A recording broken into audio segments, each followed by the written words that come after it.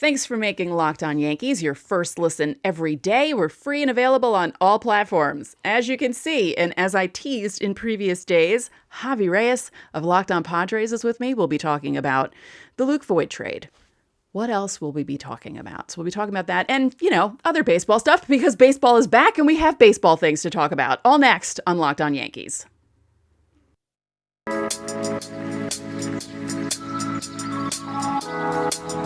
You are Locked On Yankees, your daily New York Yankees podcast. Part of the Locked On Podcast Network, your team every day.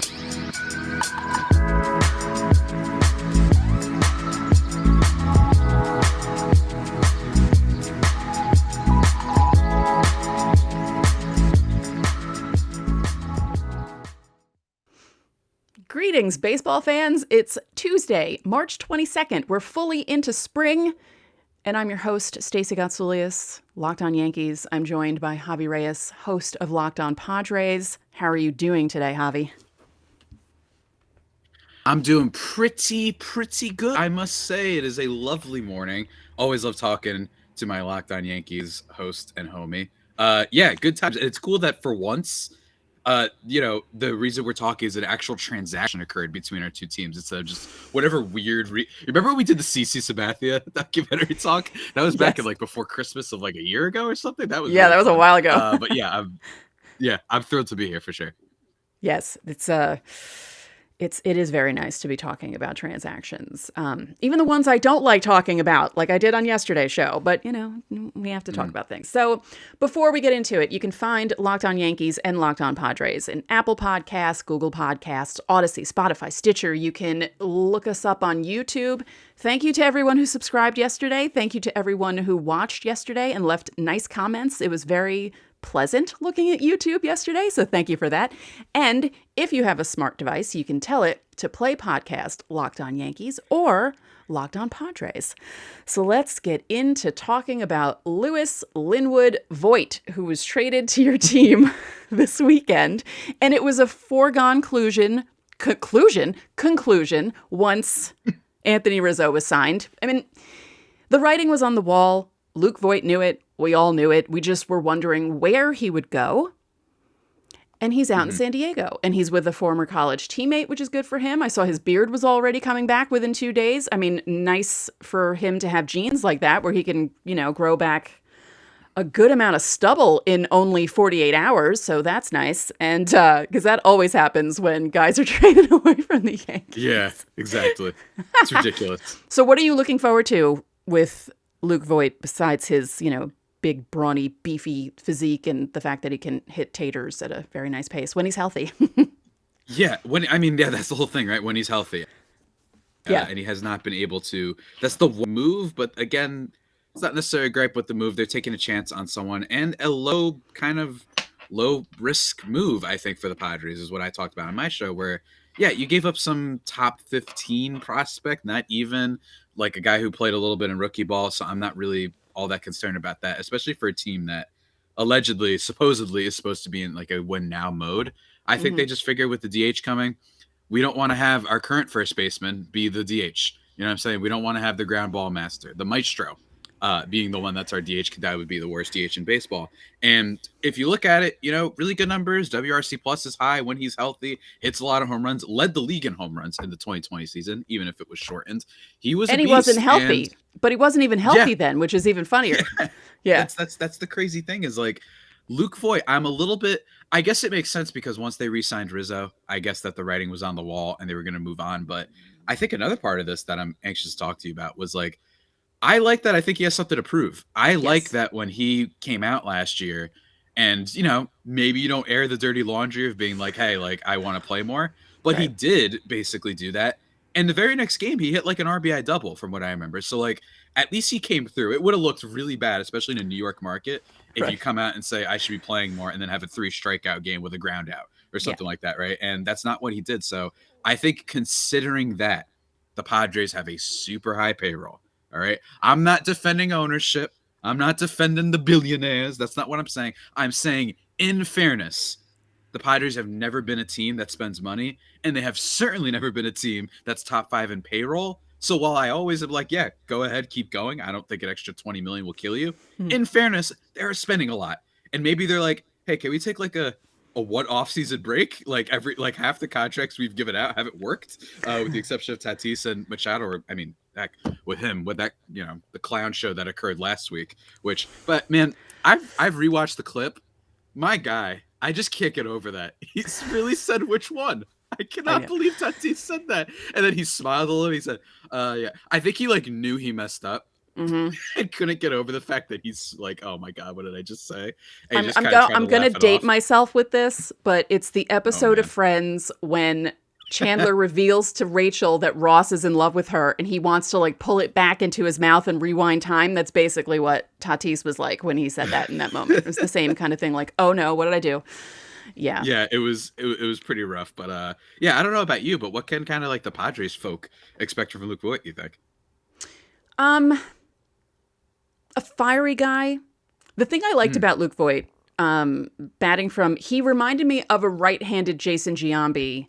His stance is very similar. His body type is very similar. The way he plays defense is similar, although he's better than Giambi, but not as good at scooping up balls at first base. So if you need him to play first base, he can. Just don't expect, acrobatic things out there from Luke Voit. But I enjoy, like you said, the passion that he has, the fact that he really wants to play, even when he's hurt. Because, as I said, 2020, he hit those home runs on a bum foot. And he even said that it was better for him to jog around the bases than it was for him to walk and stand on it, which is kind of funny because you think that, okay, well, I'll just hit home runs and that will stop me from having to stand too much on my bum foot. But the injury thing is scary because he kind of tends to go hard when he's training and working out. And a lot of his injuries are, sports hernia or something in this area. And that's always scary with a guy who swings as hard as he does. But if he stays healthy, you're going to have a lot of fun watching him. Yeah. Mm-hmm. Yeah. And that's my thing is given our first base situation, it's not going to be, unless some other trade happens. Yeah, we still have Michael Conforto is the last big free agent out there kind of, and I understand that Brian Reynolds and Ramon Laureano and there's some other guys out there, but theoretically the last move the Padres would probably want to make is trading away their first baseman who must not be named. I don't know if they're going to be able to do that. And I also don't know if it's exactly worth it. Because when you consider things, it's like, hey, I mean, they are saving some money next year. The salary is about $7 million less, which is cool. It was front loaded, so it saves you some money there. You're going to have Will Myers off the books. That's about $27 million that frees up next year. So I don't know if it's as desperate and awful. Is it annoying? Yes, it is very, very annoying that he can't even be better than, oh my God, better than what LeMahieu was last year. You know what I'm saying? Can he be better than that last year? No. Even a down season where he slapped the ball with the strength that I think I had, our guy was still worse than DJ LeMahieu last year. So it was that's frustrating. But I also just think depleted farm system. Does it make sense for you to give up a lot of assets and not get anything returned just to get rid of this guy right now? Right. I don't know. I know all the Padres fans were like, trade for Olsen, trade for Matt Olsen. It's yeah, all right, dude, and I want Mike Trout on my team. You know what I'm saying? It's not that simple. And I think that, unfortunately, his contract is one of the reasons they've probably been hamstrung to give out bigger deals. And that's why I like the Luke Voit thing, because most days he's not going to play first, but he will some days. And I'm curious, one thing that I raised on my podcast is Bob Melvin isn't some extension of the front office. This is a guy who's had his own thing. And I'm wondering if he's going to have the cojones, to be like, hey, dude, you've been really, really bad lately. I'm actually going to bench you for a little bit. And that was one thing that drove Padres fans insane last year when they're having their collapse. Yeah. Why is it that everyone in the lineup got a break before him? You know what I'm saying? It was every single player. Adam Frazier, we just traded for him. You only played once in your first 4 games or whatever. It was very confusing how many almost excuses they made for him, Mm-hmm. Yeah. I just think having something to prove, the change of scenery, the fact that he's playing with his college teammate. Not that he didn't like playing with the Yankees, but again, as you said, he was playing with a chip on his shoulder toward the end because of the Rizzo move. The Yankees did need left-handed bats. I was just shocked that they went after Rizzo during the trade deadline. That was surprising. Gallo, I wasn't so surprised about because his name was always linked to the Yankees, and eventually I figured they would get him, but the Rizzo thing was really shocking. But Voit was hurt at the time, so they needed someone to play first base that wasn't DJ LeMahieu. So it made sense at the time. And again, the writing was on the wall then. So yeah, I think you guys have good things to look forward to. And speaking of things to look forward to, the NCAA tournament is upon us, and it is crazy. It is absolutely nuts. I love that high seeds are falling to low seeds. I had mentioned it yesterday. St. Peter's Peacocks, Jersey City, hell yeah. So from all the latest odds, contests, and player props, betonline.net is the #1 source for all your sports betting needs and info. BetOnline remains the best spot for all your sports scores, podcasts, and news this season. And it's not just basketball and not just college basketball. BetOnline is your continued source for all your sports wagering information needs, including live betting and your favorite Vegas casino games. Head to the website today or use your mobile device to learn more about the trends in action. BetOnline, where the game starts. Thanks for making Locked On Yankees your first listen every day. And after you listen to us, you should listen to Locked On MLB Prospects when you're done with this show. Host Lindsey Crosby is a prospect encyclopedia, and he's going deep on the MLB stars of tomorrow, including some names we may see on the field in Yankee Stadium in the not-so-distant future. It's free and available wherever you get podcasts. Now, speaking of future stars, Luke Voit didn't just go to San Diego. He was traded for Justin Lange, who I pointed out yesterday was born on the 9/11. That is, oh man, that is just, my brother pointed that out to me over the weekend. Wow. He said, guess when Justin How Lange about was that? born? And I said, when? He said 9/11. I'm like, okay. He's like, no, the my God. 9/11, 01. Jeez Louise, man. How about that? That- Oh man. I wonder, that must be awful. Just being like, oh my God, that's what I was born. That's pretty rough. Yeah, like it's bad enough for people who I'm were proud of July whose- 30th for sure for me. Yeah, whose birthdays are 9/11, because I have a couple of friends whose birthdays are 9/11. I have friends who got married on September 11th, different years, prior to 01, and for them it's just like, Yeah. Yeah. I gotcha. So can you tell me anything about this kid? No, not, not at all, honestly. Look, Look, here's I'm what the I same way with, I mean, I know the big name prospects, I know enough about Yeah. them, but other guys, I'm kind of Yeah, like, yeah. "Ugh." Yeah, I get it. So the one thing I will tell Yankees fans is it's not a big name prospect. This Right. is not a Mackenzie Gore. This is not, even though Mackenzie Gore has fallen in their prospect rankings for sure after being the #1 pitching prospect in baseball, only one I've ever seen to not debut and then fall backwards. So that's going very weird. But that alludes to my second point, which is Padres pitching. They are really bad at developing pitching. So yes, they've made some changes. They brought in Ruben Niebla, who is the tinkerer supreme coming out of Cleveland, who turns a bag of potato chips into a Cy Young contender apparently, and that's nice, right? They bring him Melvin.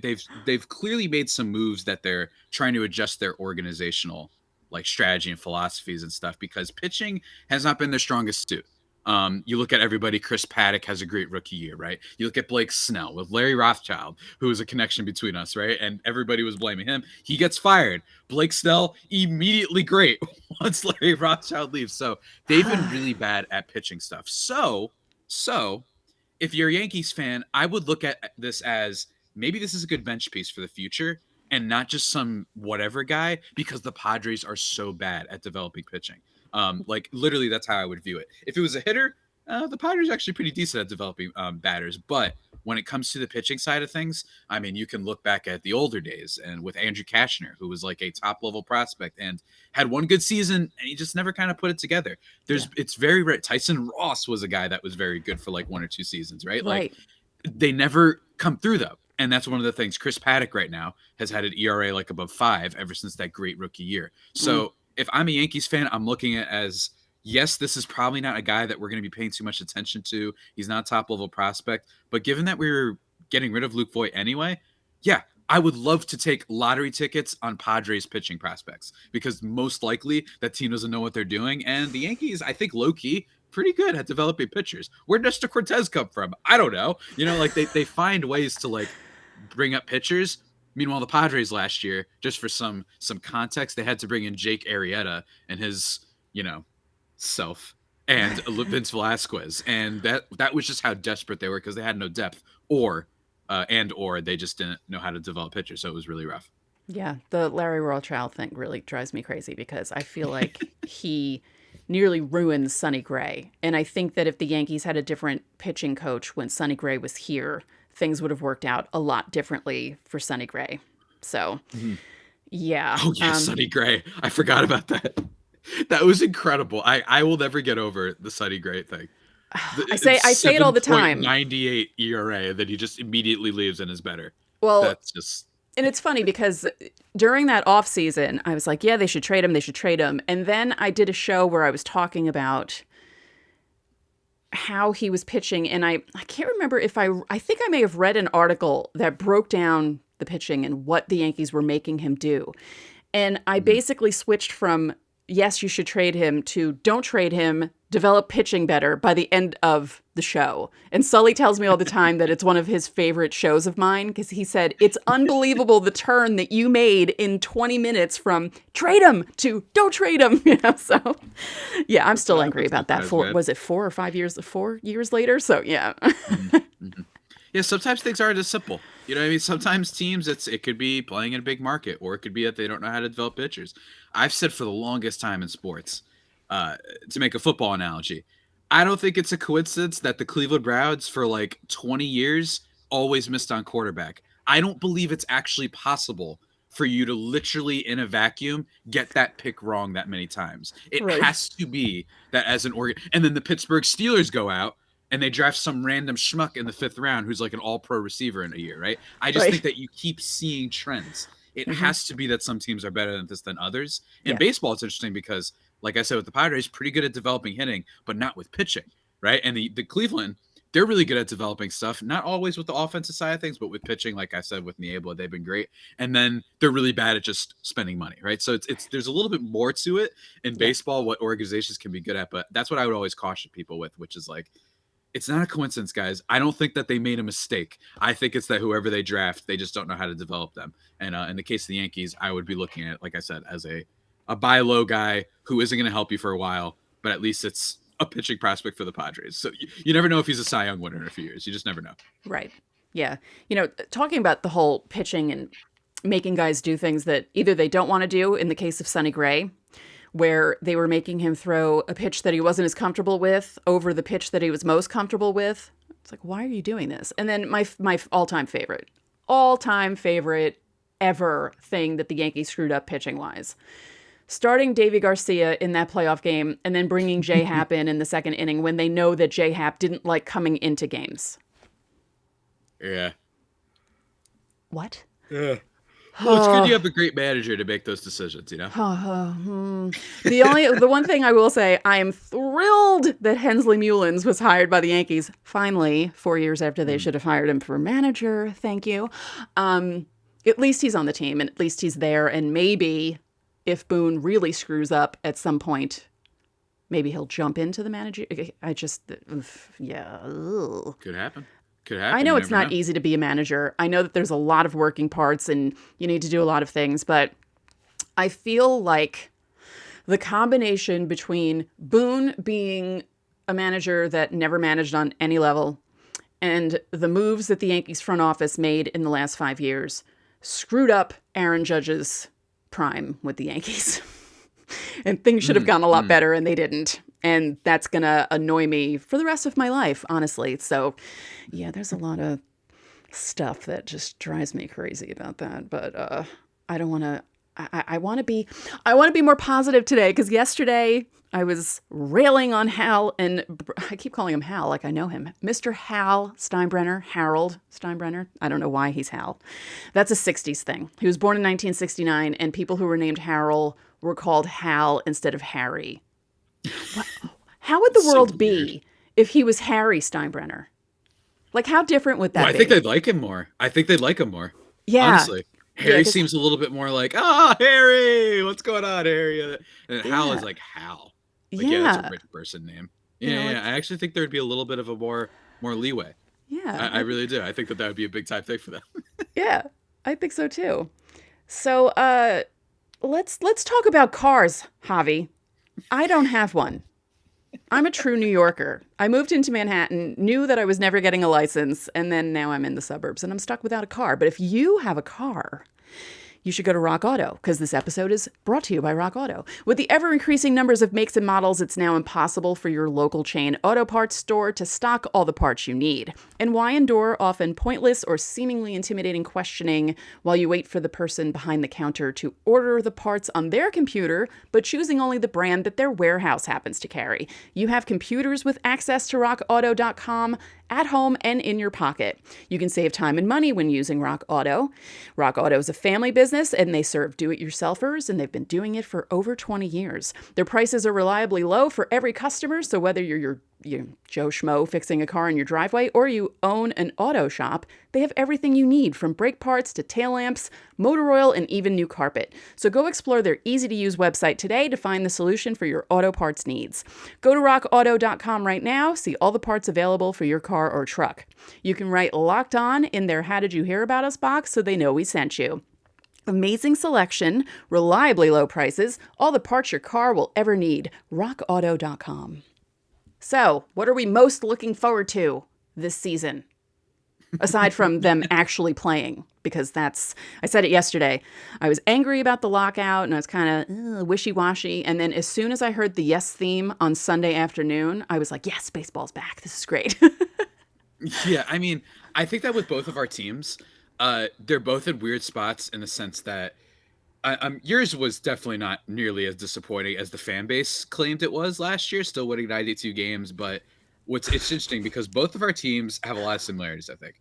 Number one is that the divisions are pretty crazy. Yours is looking like some Game of Thrones shit right now, and I'm just really worried about that if I'm a Yankees fan, where the Red Sox, they just brought in Trevor Story, who, I mean, I guess you have to have hope as a Yankees fan that maybe those home road splits are actually like really legit and he's not as good as advertised. We don't know, but they gave him 6 years, 140, and it's not like the Red Sox miss too often on big signings. Right. And then you've got Toronto, who just made a bunch of moves. They traded for Matt Chapman. That's going to ensure their kind of infield defense and stuff like that. What else did they do? Oh yeah, they brought in Kevin Gausman. I'm pretty sure they extended Barrios. Their rotation is really, really solid. They're going to be dangerous. Vlad Jr. hitting 78 bombs a year, whatever the heck he's They gonna brought do. in Kikuchi too, right? From the Mariners. Or did they? I think so. They did. I think they did. Yeah, I think they did as their fifth starter, which is good as a fifth starter. Yes. By the way, for sure. Yeah, And the then Yankees have issues with him. Mhm. It's like every other game that they face him, they're either really good against him or they don't do anything against him. It's very strange. I don't know I why, think but you could say a lot with the Yankees team in general, right? They're very on and off offense, where it's just like when they're on, it's like murder's row. You just don't want to play them ever. And when they're off, it's like what you saw in the wild card game, where it's just a lot of strikeouts, Stanton hitting things that would be a home run anywhere else except for that Civil War era stadium in Fenway Park. Like, Jesus, it's ridiculous. I kind of like it because I like that every stadium is hilariously different. But yeah, that's like Civil War era, like old.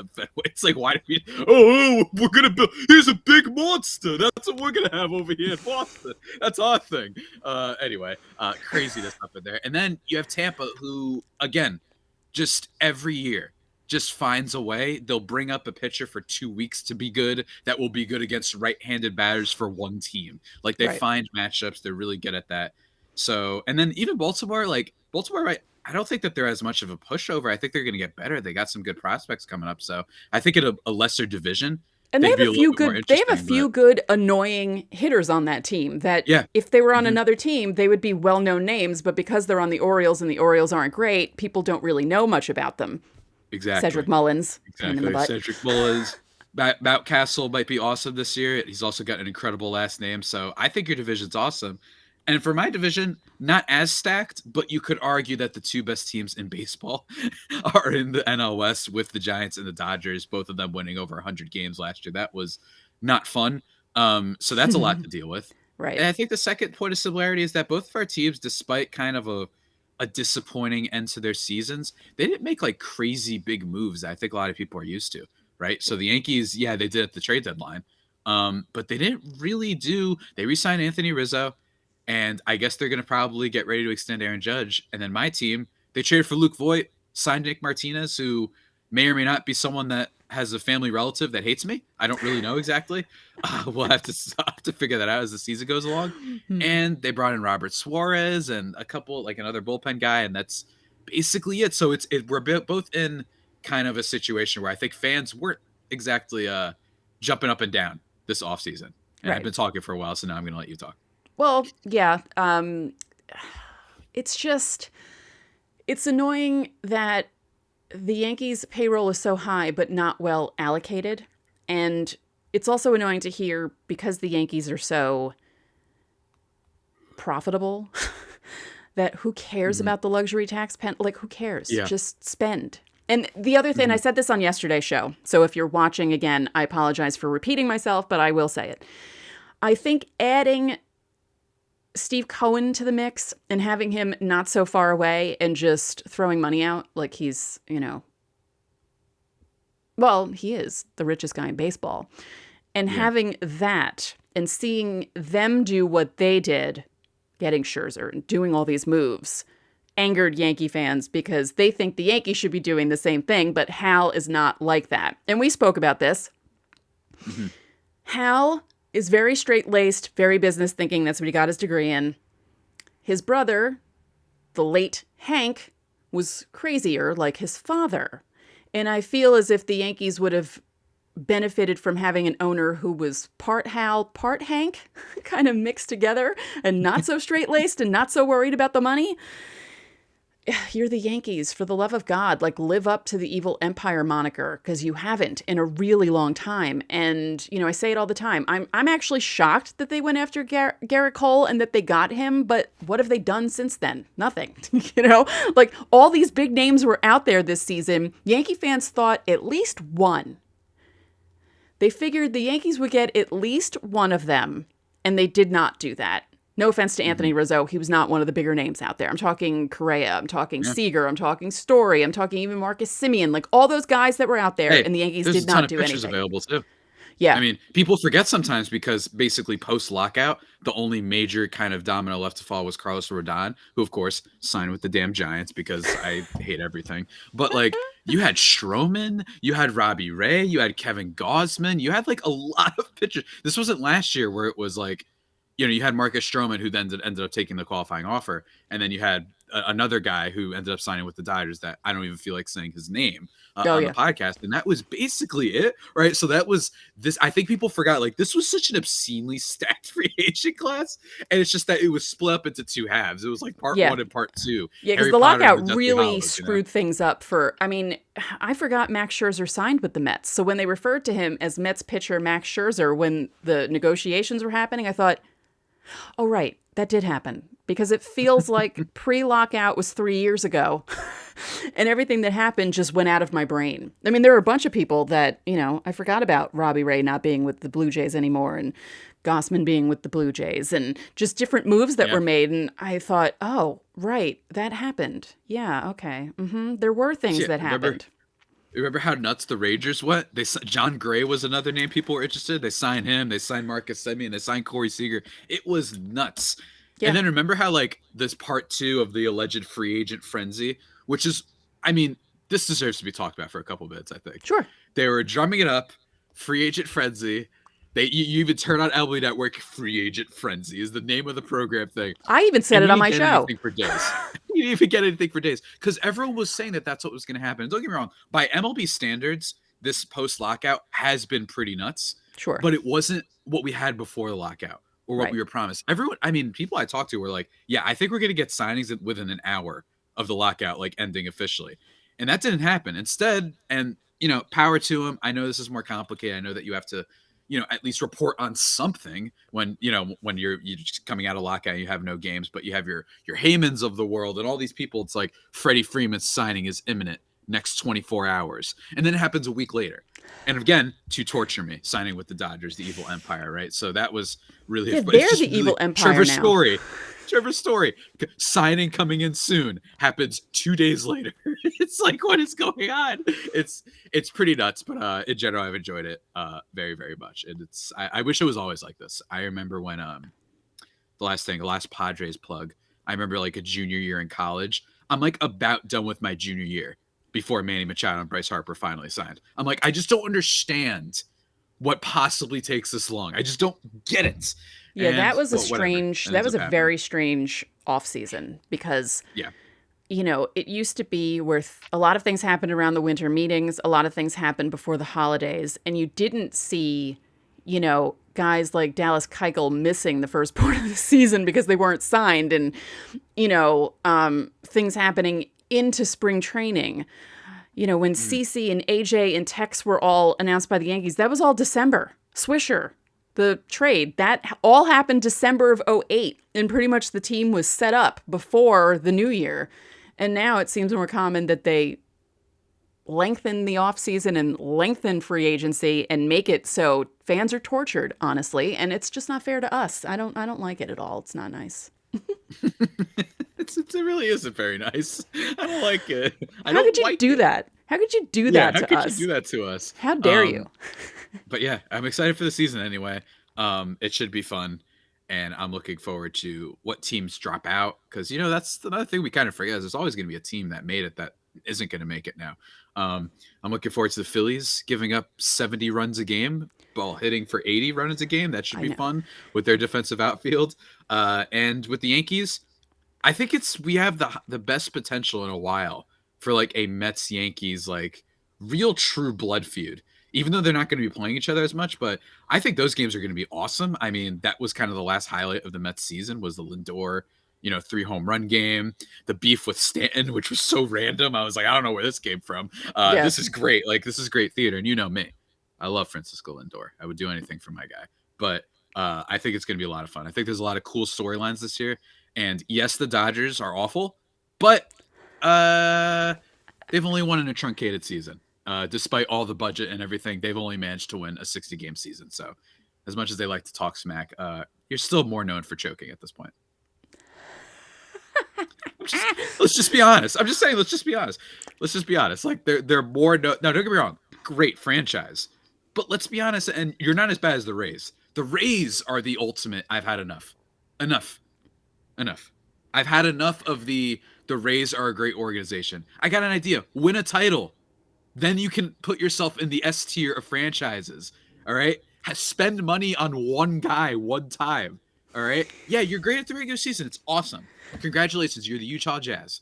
You're really great in the regular season. Never go anywhere farther. Is that what you want to be? It's a good organization, but you're not in that S tier yet, along with the other franchises in the league. You just can't be. You can't be. You got to win once. I am not saying anything. I'm going to be good about this. I'm just going to... So, Javi, tell everyone where they can find you, your writing, anything else that you're doing. Yeah, for sure. Javipeno, JAVIIPENO on Twitter. I tweet about a bunch of things, including baseball, but not always baseball. And then at @LO_Padres, where I always tweet about baseball and Padres stuff. I've been very much fascinated by the Padres social media game lately, posting these little videos of guys answering questions, like what happens Yankees in are doing that too. Hot dog sandwich stuff, which is the most overused topic of discussion I think ever, but still it's really fun, really entertaining. Blake Snell is a treasure.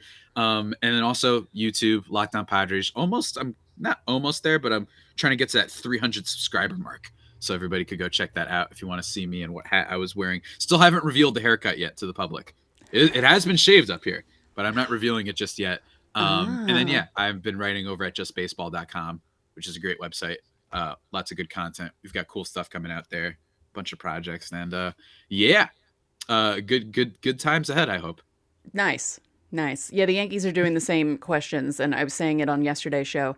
They asked, are there more doors in the world or wheels in the world? And Joey Gallo had the hardest time answering that question, and I thought it was the funniest thing ever.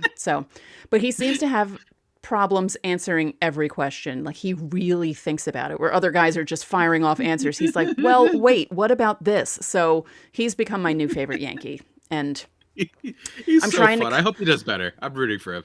I'm trying to come up with a segment name, because I am going to do a segment within a segment about Joey Gallo probably all the time, which will thrill Bryce Paterick, as I told everyone on yesterday's show. We will be doing a crossover with Bryce later in the week, where he will discuss Isaiah Kiner-Falefa and his love for Joey Gallo. But for now, that's it for this episode of Locked On Yankees, which is part of the Locked On Podcast Network, your team every day.